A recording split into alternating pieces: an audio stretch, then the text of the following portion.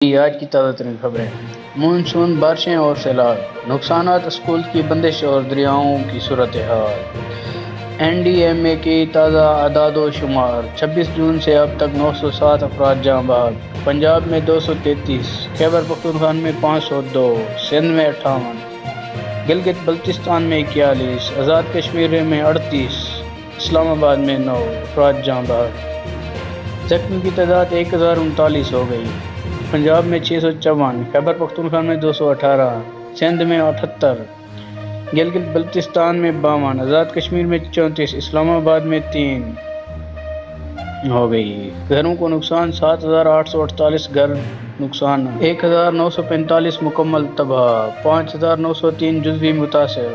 مویشی ہلاکت: 6180 مویشی ہلاک۔ سیالکوٹ میں اسکول کی بندش: ضلع سیالکوٹ کے 80 سرکاری اسکول 10 ستمبر تک بند رہیں گے۔ متاثرین تحصیل ڈسکہ، سنبھریال، پسروک۔ محکمہ موسمیات کی پیشگوئی: 7 تا 9 ستمبر بارشوں کے امکانات۔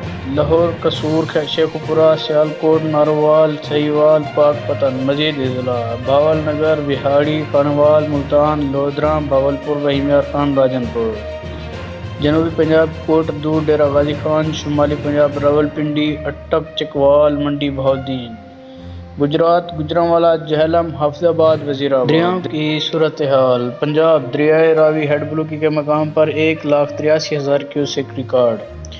دریائے راوی ہیڈ سندھانائی کے مقام پر 1,10,000 کیوسیک انتہائی اونچے درجے کا سیلاب۔ دریائے چناب ہیڈ ترمو کے مقام پر 5,44,000 انتہائی اونچے درجے کا سیلاب۔ دریائے ہیڈ پنجنون بعد 6,00,000 کیوسیک انتہائی اونچے درجے کا سیلاب۔ مزید اپڈیٹس کے لیے ہمارے ساتھ رہیں۔ شکریہ۔